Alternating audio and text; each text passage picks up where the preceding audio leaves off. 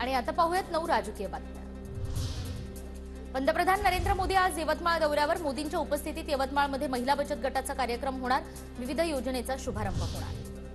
यवतमाळमधील मोदींच्या सभास्थळी राहुल गांधींचे स्टिकर्स असलेल्या खुर्च्या संजय राठोड यांच्या आदेशानंतर राहुल गांधींचे स्टिकर्स हटवले। पक्षाने आदेश दिल्यास यवतमाळ वाशिममधून लोकसभा लढण्यास तयार। मंत्री संजय राठोड यांनी दिले लोकसभा लढवण्याचे संकेत। तर इतर कुणीही उमेदवार दिला तरी त्याला निवडून आणू, मोदींच्या यवतमाळ दौऱ्याच्या पार्श्वभूमीवर राठोडांची प्रतिक्रिया। महायुतीचे जे उमेदवार ठरतील ते आमचे वरिष्ठ नेते ठरवणार आहेत। ते जे ठरवतील त्या संदर्भामध्ये एक कार्यकर्ता म्हणून या ठिकाणी खऱ्या अर्थानं आपल्याला ज्याला कोला मला असेल दुसऱ्याला असेल ज्याला ते म्हणतील लढायचे आहे तर ते लढतील। मैं अपनी झांसी नहीं दूंगी, भावना गवळींचं वक्तव्य। माझ्या उमेदवारीला प्रत्येक वेळी विरोध झाला तरी प्रत्येक वेळी विरोध झुगारून मी विजयी झाले, भावना गवळींची प्रतिक्रिया। मी लगातार 5 वेळा निवडून आलेली आहे। महाराष्ट्रातली पहिली महिला आहे की मी कंटिन्युअसली निवडून येते।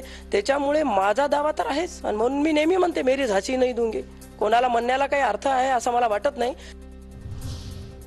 मोदींच्या यवतमाळ दौऱ्याच्या पार्श्वभूमीवर शेतकरी नेते किशोर तिवारी यांना पांढरकवडा पोलिसांची नोटीस। मोदींच्या सभेदरम्यान बेकायदेशीर कृत्य केल्यास कारवाईचा इशारा।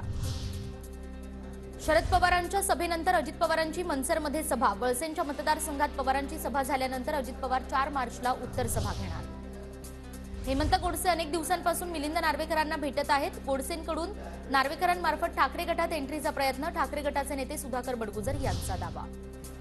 सोलापूरच्या माढा मतदारसंघात वंचित बहुजन आघाडीच्या शाखा उद्घाटनांचा धडाका। लोकसभा निवडणुकीच्या पार्श्वभूमीवर कार्यकर्त्यांना सज्ज राहण्याच्या सूचना। लोकसभा निवडणुकीच्या पार्श्वभूमीवर जनता दल सेक्युलर महायुतीसोबत। जनता दल सेक्युलरचे प्रदेशाध्यक्ष नाथाभाऊ शेवाळेंचं बावनकुळेंना पत्र। पत्रात महायुतीसोबत असल्याचा उल्लेख।